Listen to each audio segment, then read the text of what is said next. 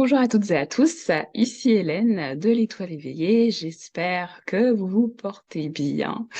Je suis ravie de vous retrouver pour parler de la prochaine pleine lune en Balance qui aura lieu ce jeudi 6 avril 2023 à 6h34 heure de Paris. Alors, pour rappel, une pleine lune, c'est toujours l'opposition exacte entre le Soleil, qui est ici à 16 degrés dans le signe du Bélier, et de la Lune, qui se retrouve donc à 16 degrés dans le signe de la Balance. Et ce qu'il ne faut pas oublier, c'est qu'une pleine lune, c'est toujours un moment de récolte et où les énergies lunaires vont se faire le plus ressentir. Mais on va tout de suite déjà s'intéresser au signe de la Balance. La Balance, c'est un signe d'air à mode cardinal puisqu'il débute la saison de l'automne et la Balance est aussi gouvernée par la planète Vénus, tout comme le Taureau, mais ne gouvernera pas ce signe de la même façon évidemment. Ici, Vénus, elle aura plus cette tendance à représenter les relations en général, les relations amoureuses, sociales, le rapport aux autres. Faut pas oublier que la balance, c'est associé à la maison 7, au descendant qui est en face du coup de l'ascendant. La balance possède un côté très esthète, elle va aimer ce qui est doux, harmonieux, calme, donc la beauté, les arts. C'est un signe également, c'est le signe de l'équilibre, si c'est représenté par une balance, ce n'est pas pour rien. Donc tout ce qui a trait à la justice, la justesse, l'équité, la diplomatie, la médiation également. La balance, si on devait lui attribuer un rôle dans le zodiaque, ce serait vraiment le rôle de médiateur, c'est pour dire. Elle va toujours essayer de trouver des solutions, des compromis, des arrangements pour que tout le monde s'y retrouve. Quand le signe de la balance n'est pas équilibré, ça donne des hésitations, des difficultés à faire des choix, à dire un vrai oui ou un vrai non. Souvent, ce sont des personnes qui veulent faire plaisir et qui veulent surtout être bien vues, être aimées, acceptées, intégrées, et qui sont capables du coup de... Alors presque un petit peu, pas tout à fait comme le poisson, parce que là c'est plus par rapport à l'image qu'elles vont dégager, mais elles peuvent s'oublier en fait et presque avoir ce côté, j'allais dire, hypocrite. C'est pas toujours volontaire, faut bien le savoir. Il y a aussi ce côté de ce fait un peu superficiel qui peut être présent. Après, tout dépend effectivement du degré, j'allais dire, de déséquilibre du signe. C'est donc aussi des personnes qui peuvent être très facilement influençables, qui peuvent manquer de naturel, comme on l'a vu, qui sont souvent dans l'incertitude et qui osent pas prendre, comme on l'a dit, de vraies décisions, de s'affirmer, de dire ce qu'elles pensent vraiment. Tout le contraire donc du bélier, même quand ce signe est déséquilibré, c'est vrai qu'il aura tendance parfois à être un petit peu trop franc, à foncer dans le tas sans réfléchir. Ce qui va être important, du coup, pour cette pleine lune, c'est d'avoir ce côté en même temps mesuré, réfléchi et voilà, en même temps la capacité de prendre de vraies décisions et d'acter vraiment dans la matière les choses sans avoir peur forcément de ne pas être reconnu ou aimé par les autres. On va s'intéresser maintenant au degré sabillant de cette pleine lune à 16 degrés dans le signe de la balance. Et on a un capitaine de navire à la retraite observe les bateaux qui entrent et sortent du port. Ici, ça nous parle d'une période de retrait, d'observation par rapport à des événements passés. Alors peut-être qu'il y a une volonté pour certains de revenir dessus et de changer ce qui a été fait, mais évidemment, le retour en arrière n'est pas possible.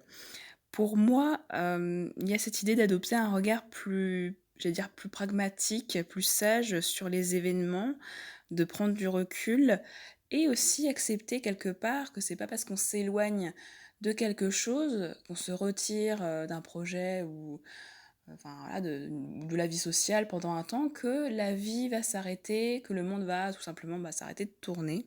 Bon, avec ce degré sabian, c'est quand même difficile de pas faire le lien avec l'actualité du moment sur, les retraites, c'est bon voilà, c'est l'astrologie comme ça, on peut croire que c'est du hasard, mais non évidemment ce n'est pas du hasard et moi je vois aussi cette idée effectivement alors oui, il faut accepter que la vie continue pour les autres, mais aussi pour nous. C'est-à-dire que si on s'éloigne de quelque chose, c'est aussi pour vivre autre chose, expérimenter d'autres horizons, tout simplement. Et voilà, c'est aussi une forme d'acceptation de tout ça.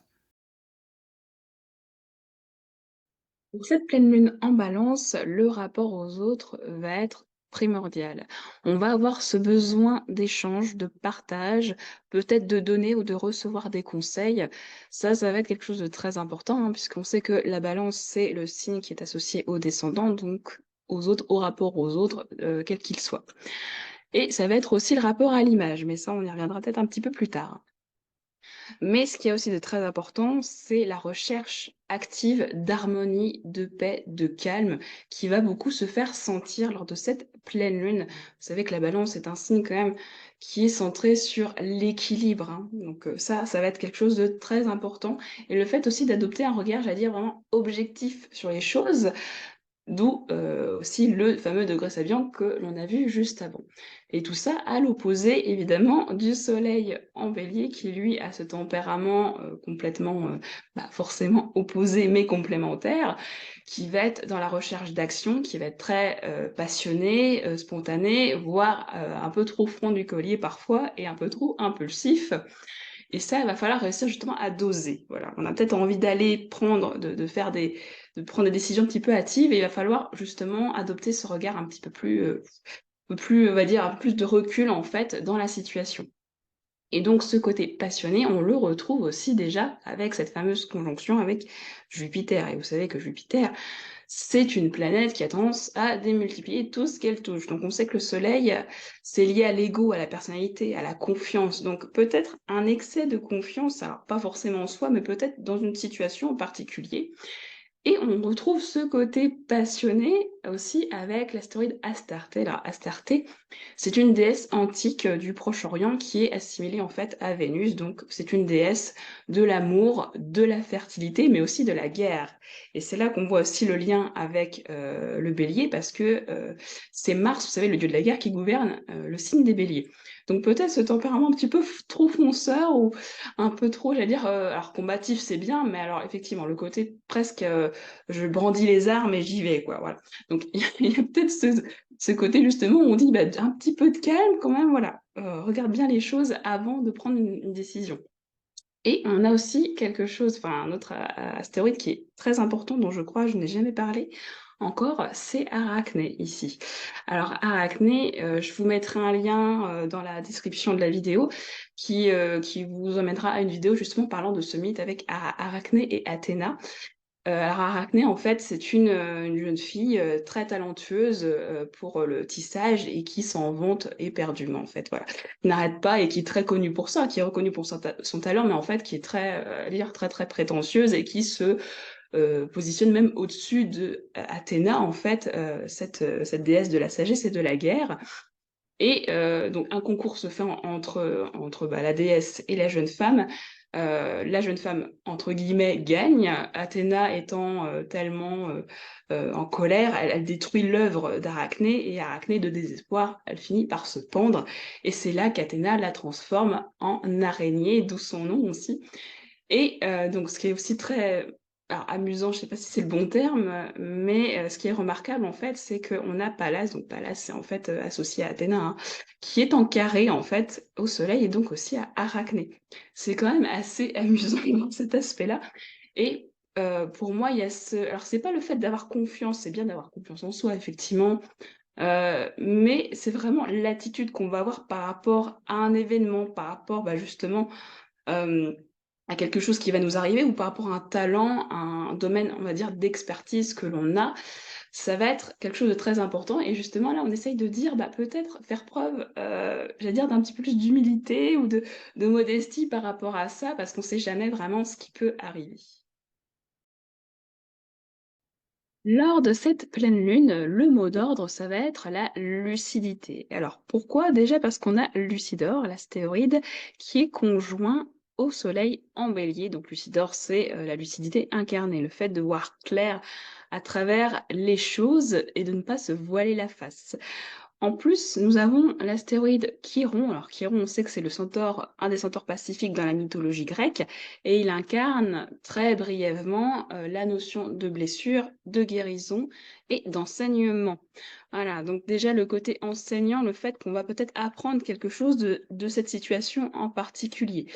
Il y a aussi Jupiter. Alors Jupiter, on l'a vu comme une planète qui a tendance effectivement à démultiplier tout ce qu'elle touche, mais il y a aussi cet aspect de sagesse. Faut pas oublier que le Sagittaire, pardon, bah, du coup lapsus, Jupiter gouverne le signe des Sagittaires, qui aussi, étrangement, est aussi un centaure comme Chiron. Et il y a du coup cet aspect sage, enseignant aussi. Donc dans les mauvais côtés, il y a le côté moralisateur, justement. On croit tout savoir, ou tout du moins on n'accepte pas une autre vérité que la sienne. Là, justement, il va falloir composer avec ça, d'où l'opposition avec la Lune en Balance.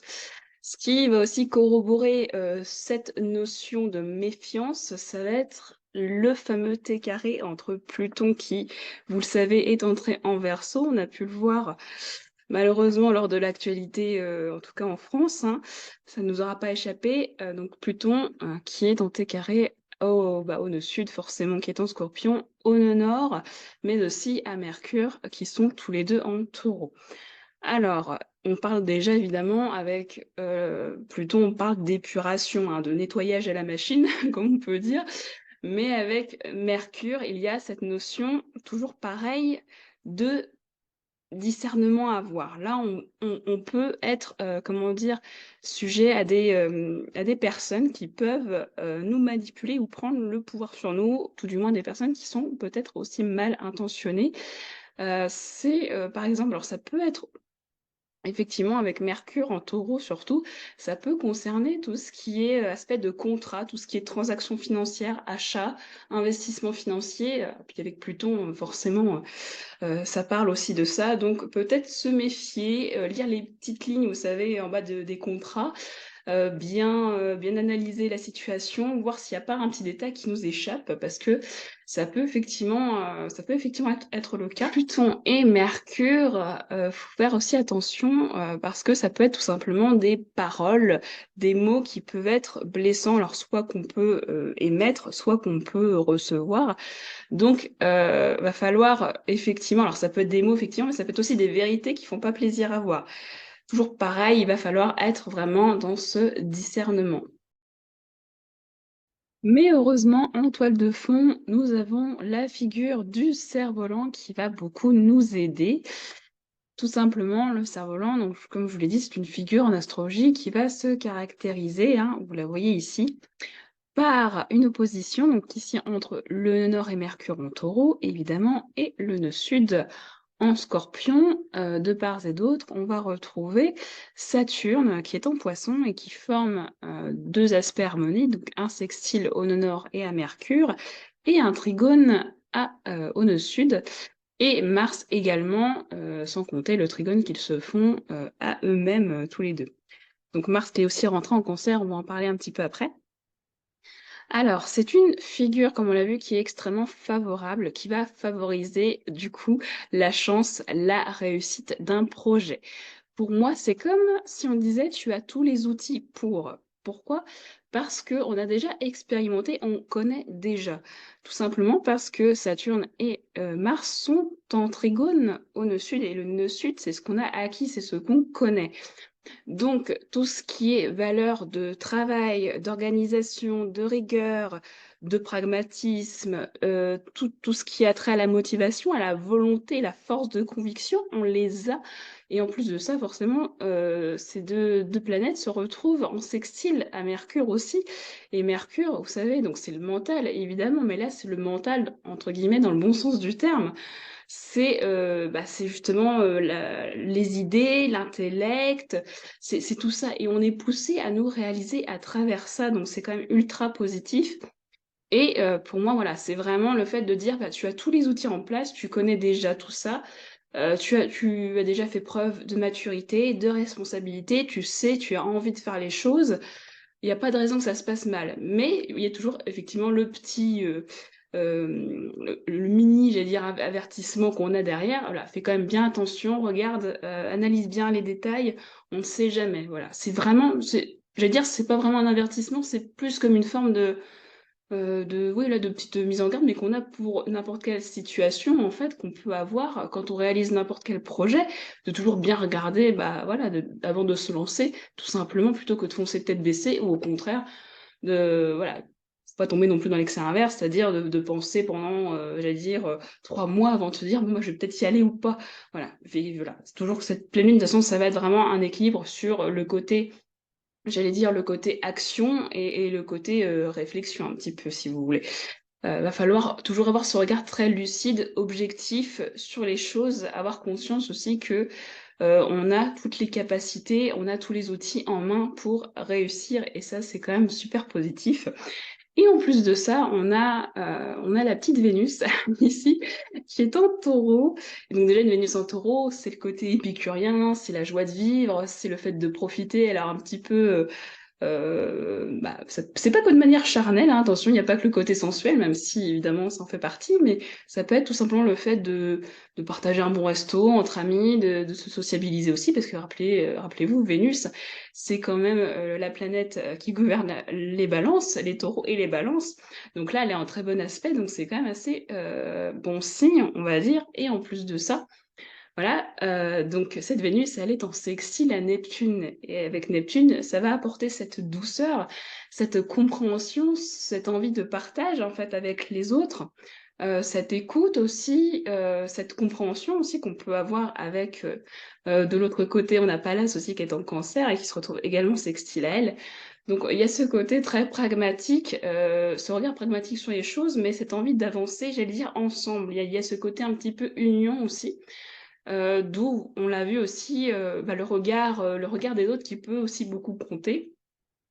Mais voilà, toujours ce regard évidemment avec Neptune, dans la bienveillance, la compassion, sans tomber non plus dans on va dire dans la pitié, parce que ça n'aide pas du tout à avancer. Alors, on va revenir un petit peu sur Mars qui est entré en Cancer le 25 mars, justement. Et Mars en Cancer, c'est beaucoup plus intuitif, c'est beaucoup plus sensible aux ambiances, aux humeurs, aux émotions des autres. On n'est pas dans de la confrontation directe et on est beaucoup plus sur de la défense, donc de la protection, plutôt que sur de l'attaque vraiment, j'allais dire, franche, hein. Voilà, on n'est pas comme dans le signe du Bélier, hein. Là, j'allais dire, l'énergie de Mars est un petit peu atténuée. Ça donne quelque chose d'un petit peu plus doux. Et ça peut aussi donner cette envie de sécurité, tout du moins de mettre aussi ses proches, ceux qu'on aime, dans la sécurité, hein, entre guillemets.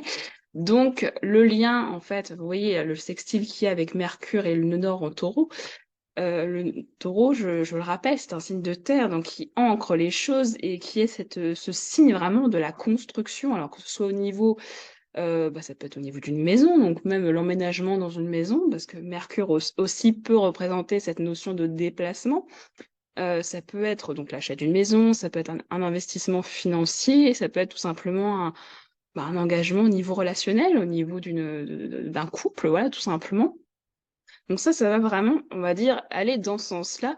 Et on sait qu'on a, comme on l'a dit, tous les outils pour réussir ce projet, tout en gardant à l'esprit qu'il faut pas être, entre guillemets, dans l'excès de confiance, toujours faire un petit peu attention aux détails et voilà, ne pas se précipiter avant vraiment de prendre une décision, quitte à réfléchir un petit peu, regarder les choses, avoir un regard vraiment d'ensemble sur la situation et ne pas se concentrer uniquement sur un élément, mais vraiment sur tout ce qui compose cette situation en particulier.